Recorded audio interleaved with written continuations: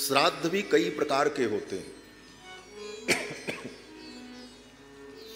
जिस तिथि पर व्यक्ति की मृत्यु होती है वह मुख्य तिथि वर्ष में जब एक बार आती है तो उस तिथि को उसके लिए जो श्राद्ध किया जाता है उसको एकोदिष्ट श्राद्ध कहते हैं। वह केवल एक व्यक्ति के लिए होता है, जिसकी मृत्यु उस तिथि में हुई होती है उसके लिए होता है, उसको एकोदृष्ट श्राद्ध कहते हैं। पितृपक्ष जब आता है, पितृपक्ष आने वाला है, तो पितृपक्ष में जो श्राद्ध किया जाता है उसको पार्वण श्राद्ध कहते हैं। उसका नाम पार्वण श्राद्ध है क्योंकि वो पितरों का पर्व है। 15-16 दिनों तक पितरों का पर्व होता है, पितरों का उत्सव होता है। उस पितरों के पर्व पर जो श्राद्ध किया जाता है इसलिए उसका नाम पार्वण श्राद्ध होता है। और पार्वण श्राद्ध में किसी एक पितर का पिंडदान नहीं होता। जितने लोग अपने कुल में हैं, जो आपको याद हैं, जिनसे आपका स्नेह है, संबंध है, चाहे वो अपने परिवार के न हो, दूसरे के परिवार के भी हों, लेकिन अगर आप उनके प्रति स्नेह रखते हैं और आप उनको पिंडदान देना चाहते हैं तो उस पार्वण श्राद्ध के अवसर पर उनको भी पिंडदान दिया जाता है। उसमें भी क्रम होता है, पहले पिता को, फिर पितामह को, फिर पितामह के पिता को, फिर माँ को, फिर दादी को, फिर परदादी को, फिर नाना जी को, फिर परनाना जी को, फिर उनके पिताजी को, फिर नानी को, परनानी को, और उनकी जो सासू माँ थी उनको, और इसके बाद फिर अपने चाचा, मामा, मौसी, भाई, पत्नी, पुत्र, जो भी संसार से चला जा चुका है, जो आपका अपना था, जिसके प्रति आपका स्नेह है, गुरु, मित्र, सेवक, नौकर, कोई भी हो, श्राद्ध ही एक ऐसा कर्म है जो कोई भी व्यक्ति किसी के लिए कर सकता है। केवल अपने पितरों के लिए ही नहीं किया जाता। आपकी अगर श्रद्धा है कि अमुक व्यक्ति के घर में कोई नहीं है, उसका बेटा बेटी नहीं, कौन उसका पिंडदान करेगा, आपकी श्रद्धा है उसके प्रति, तो आप उसको पिंडदान करें, उसको पिंडदान प्राप्त होगा, उसको भी उत्तम गति की प्राप्ति। कोई भी व्यक्ति किसी को भी पिंडदान कर सकता है। और रामायण तो आप सभी लोग पढ़ते हैं। रामायण में क्या लिखा है?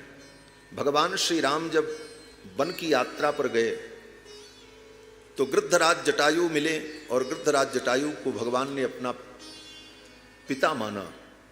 पिता के समान गृद्धराज जटायु को भगवान ने आदर दिया। और जब सीता जी का हरण हुआ, गृद्धराज जटायु को रावण ने मार दिया। राम जी सीता जी को ढूंढते हुए जा रहे थे तो गृद्धराज जटायु को जब देखा, गृद्धराज जटायु खून से लथपथ थे। भगवान श्री रघुनंदन ने उनको उठाकर अपनी गोद में रखा, अपने जटाओं से गृद्धराज जटायु के शरीर में जो धूल लगी थी उसको झाड़ा और अपने आंखों के आंसुओं से गृद्धराज जटायु का अभिषेक किया। भगवान की गोद में बैठकर भगवान को देखते देखते, भगवान की वाणी सुनते सुनते, भगवान का स्मरण करते हुए और भगवान की ही सेवा करते हुए गृद्धराज जटायु को मृत्यु की प्राप्ति हो गई। ऐसी मृत्यु दुनिया में किसी की नहीं हुई आज। लोग सोचते हैं मरते समय भगवान का नाम मुख में आ जाए, वो भी नहीं आता। जन्म जन्म मुनि जतन कराही, अंत राम कही आवत नहीं। राम नाम मुख में आ जाए ये भी नहीं हो पाता। किसी प्रकार भगवान का स्मरण हो जाए ये भी नहीं हो पाता। भगवान का दर्शन हो जाए बहुत दूर की बात है। जन्म जन्म की तपस्या होगी तब होगा। और जो सौभाग्य श्री दशरथ जी को नहीं मिला वो सौभाग्य गृद्धराज जटायु को मिला। भगवान श्री राम दशरथ जी के ज्येष्ठ पुत्र हैं, लेकिन दशरथ जी को सौभाग्य नहीं मिला कि अंतिम क्षण में अपने पुत्र को अपनी आंखों से देख लेते। और रघुनंदन को देखते हुए, रघुनंदन का स्मरण करते हुए अपने प्राणों का त्याग करते। एक पिता की यही लालसा होती है कि जब मेरा शरीर छूटे तो मेरा प्रिय पुत्र मेरी आंखों के सामने हो। लेकिन ये सौभाग्य दशरथ जी को नहीं मिला। लेकिन गृद्धराज जटायु का भाग्य देखो, भगवान श्री राम अपनी गोद में लिए हुए अपने आंसुओं से उनका अभिषेक कर रहे हैं। शरीर में जो पंख कट गए थे, उन पंखों के पास जो मिट्टी चिपक गई थी घाव में, शरीर कट जाए और मिट्टी लग जाए तो कितना कष्ट होता है। दोनों पंख कट चुके थे, खून से लथपथ गृद्धराज जटायु के शरीर में मिट्टी लिपटी हुई थी, क्योंकि तड़प रहे थे जमीन पर फड़ फड़ फड़ फड़। भगवान ने अपनी जटाओं से धीरे धीरे उस मिट्टी को हटाया, अपने आंखों के आंसुओं से उनके घाव को धुला और अपनी मधुर वाणी से गृद्धराज जटायु को आश्वस्त किया और भगवान का स्मरण करते हुए, भगवान की गोद में बैठकर भगवान को देखते हुए, भगवान के परम भक्त लक्ष्मण का दर्शन करते हुए, भगवान की ही सेवा में लड़ करके, युद्ध करके अपने प्राणों का त्याग कर दिया गृद्धराज जटायु ने। इसीलिए गोस्वामी तुलसीदास जी ने कहा, मरे मरहि मरिहैं सकल घड़ी पलक के बीच। इस दुनिया में कितने लोग मर गए, कितने मर रहे हैं और कितने मरेंगे, लेकिन जो मृत्यु गृद्धराज जटायु को प्राप्त हुई वो किसी को प्राप्त नहीं।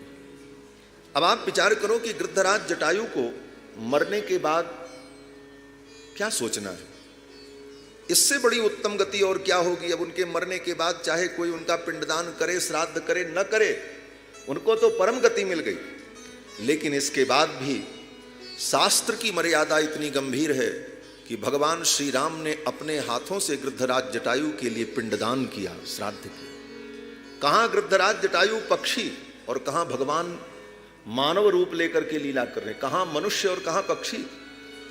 लेकिन एक प्रेम, एक संबंध के कारण, आत्मीयता के कारण भगवान श्री राम ने गृद्धराज जटायु के लिए पिंडदान किया।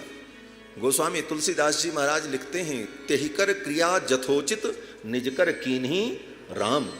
गृद्धराज जटायु का अंतिम संस्कार, पिंडदान, श्राद्ध, ये सब कुछ भगवान श्री राम ने अपने कर कमल से किया। कहने का भाव कि जब भगवान श्री राम गृद्धराज जटायु के लिए पिंडदान कर सकते हैं, उनका अंतिम संस्कार कर सकते हैं, इसका मतलब है कि कोई भी प्राणी किसी भी प्राणी के लिए, उसके कल्याण के लिए श्राद्ध और पिंडदान करे तो ये उत्तम बात है। तो पितृपक्ष में जो पिंडदान आदि कर्म होता है उसमें सभी लोगों को पिंड दिया जाता है, वो पार्वण श्राद्ध कहलाता है। इसके बाद तीर्थ में आप जाते हैं तो कहीं भी किसी तीर्थ में आप जाएं और आपको समय है, अनुकूल वातावरण है, आपके पास संसाधन है, तो अपने पितरों के निमित्त पिंडदान जरूर करें। और तीर्थ में जो श्राद्ध होता है, तीर्थ के श्राद्ध में भी अपने समस्त प्रियजनों को पिंडदान किया जाता है, उनकी पूजा की जाती है। और घर में जब विवाह हो, उत्सव हो, यज्ञोपवीत हो, गृह प्रवेश हो, कोई भी अनुष्ठान हो, तो उस अवसर पर पितरों के लिए जो पिंडदान किया जाता है, श्राद्ध किया जाता है, उसको नांदी मुख श्राद्ध कहते हैं। उसका नाम नांदी मुख श्राद्ध। नांदी का मतलब आनंद। आनंद की बेला में, प्रसन्नता के बेला में, मंगल अवसर पर हम अपने पितरों का जो पूजन करते हैं, उनको पिंडदान करते हैं, उसका नाम नांदी मुख श्राद्ध है। श्री नंद बाबा गोप हैं, गांव में रहते हैं, गाय चराते हैं, पशुओं का पालन करना और पशु के दूध दही को बेचना, यही इनका व्यवसाय है। गोप होते हुए, गांव में रहते हुए कितने संस्कार संपन्न हैं नंद जी, और बड़े सावधान हैं। अपने पुत्र का जात कर्म संस्कार किया और जात कर्म संस्कार के अवसर पर सारे विधि विधान को पूर्ण किया, पितरों का पूजन किया, नांदी मुख श्राद्ध किया। जात कर्मात्मजस्य वै कारयामास विधिवत पितृदेवार्चनम तथा। पितरों का अर्चन किया, नांदी मुख श्राद्ध किया और बालक का जात कर्म संस्कार किया। कल प्रश्न सत्र में किसी ने यह भी पूछा था संस्कार के विषय में। बालक के जन्म लेते ही, संतान के पैदा होते ही पहला संस्कार जो होता है, उस संस्कार का नाम जात कर्म संस्कार है। आज ये स्थिति है, हम कहने को अपने को हिंदू कहते हैं, सनातनी कहते हैं, वैदिक मार्गानुयायी कहते हैं, लेकिन अगर पूछा जाए, यहाँ इतने लोग बैठे हैं, किसी से पूछा जाए कि हमारे सनातन धर्म में 16 संस्कार कौन कौन से होते हैं, तो उनका नाम भी लोगों को नहीं मालूम होगा। संस्कार तो बहुत दूर की बात। आज हमारे जीवन से संस्कारों का लोप हो गया, इसी कारण से हम संस्कारहीन हो गए, हमारे संस्कार नष्ट हो गए। जन्म लेते ही बालक का जो संस्कार होता है उसका नाम जात कर्म संस्कार है। नंद बाबा अपने बालक का जात कर्म संस्कार करते।